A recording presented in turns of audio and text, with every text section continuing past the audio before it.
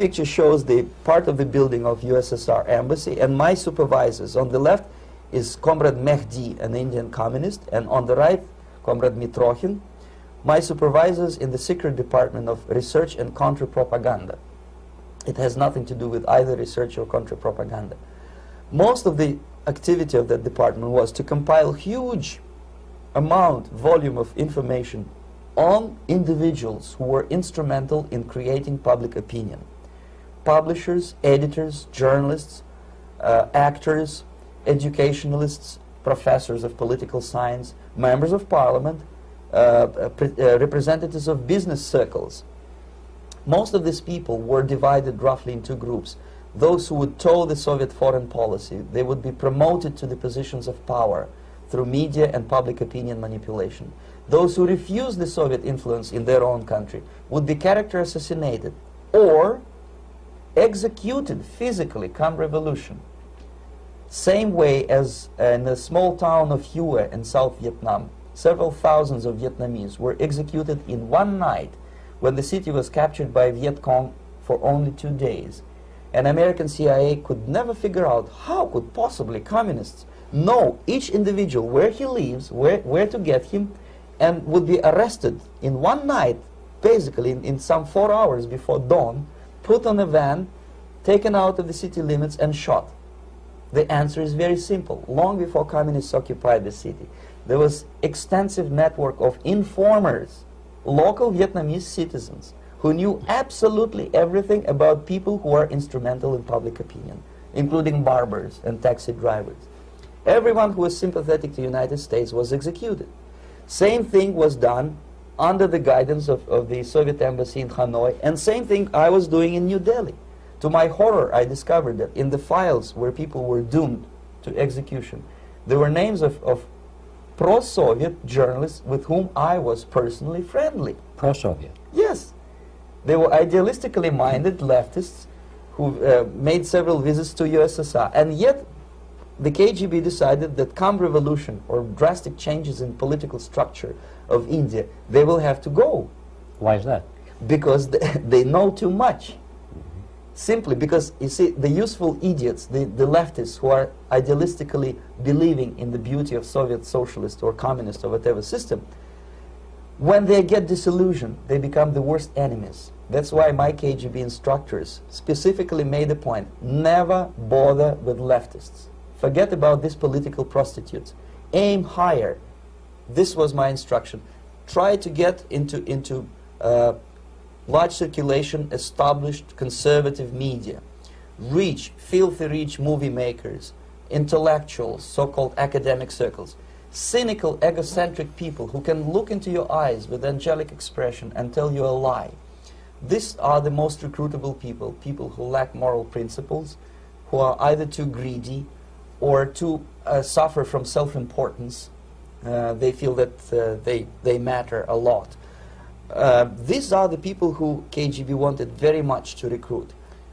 But to eliminate the others, to execute the others, don't they serve some purpose? Wouldn't they be the ones they rely on? They serve purpose only at the stage of destabilization of a nation. For example, your leftists in United States, all these professors and all these beautiful civil rights defenders, they are instrumental in the process of the subversion only to destabilize the nation.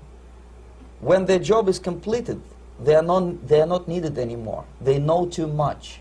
Some of them, when they get disillusioned, when they see that Marxist-Leninists come to power, obviously they get offended. They think that they will come to power. That will never happen, of course. They will be lined up against the wall and shot. But they may turn into the most bitter enemies of Marxist-Leninists when they come to power. And that's what happened in Nicaragua. You remember most of these former Marxist-Leninists were either put to prison or one of them split, and now he's working against Sandinistas. It happened in Grenada when Maurice Bishop was already a Marxist. He was executed by a new Marxist who was more Marxist than this Marxist. Same happened in Afghanistan when first there was Taraki, he was killed by Amin, then Amin was killed by Babrak Karmal with the help of KGB. Same happened in Bangladesh when Mujibur Rahman, very pro-Soviet leftist, was assassinated by his own Marxist-Leninist military comrades. It's the same pattern everywhere.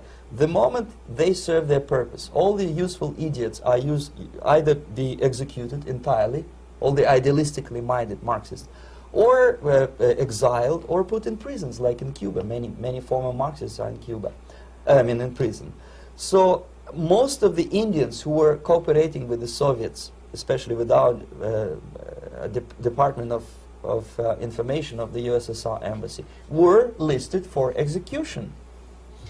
And when I discovered that fact, of course I was sick. I was mentally and physically sick. I thought that I'm going to explode one day during the briefing at the ambassador's office. I would stand up and say something that we are basically a bunch of murderers.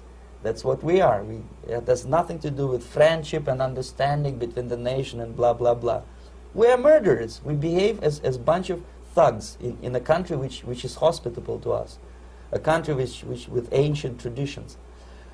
But I did not defect. I tried to get the message across. To my horror, nobody wanted even to listen, least of all to believe what I had to say. And I tried all kinds of tricks. I would leak information through letters or lost documents or something like that. And still I got no message. The message was not published, even in the conservative mass media of India. The immediate impulse to defect was Bangladesh crisis, which was described by American correspondents as Islamic grassroots revolution, which is absolute baloney.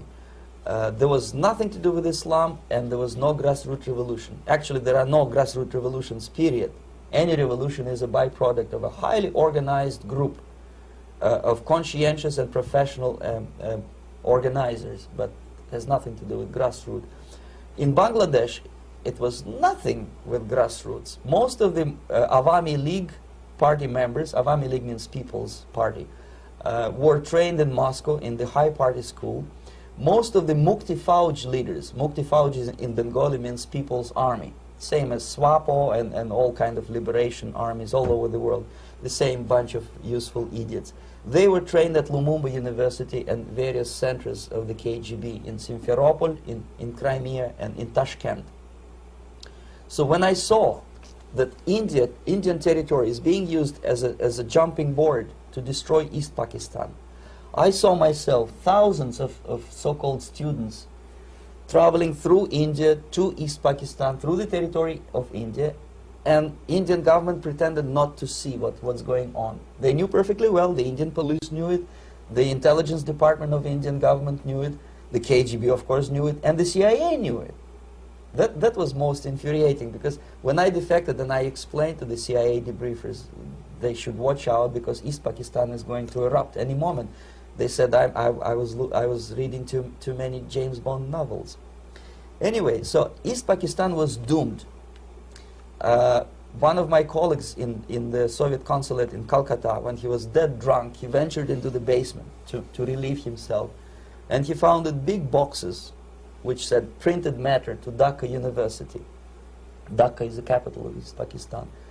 And since he was drunk and curious, he opened one of the boxes and he discovered not printed matter. He discovered Kalashnikov guns and ammunition in there. Anyway, it's a long story. When I saw the preparations for the invasion into East Pakistan, obviously I wanted to defect immediately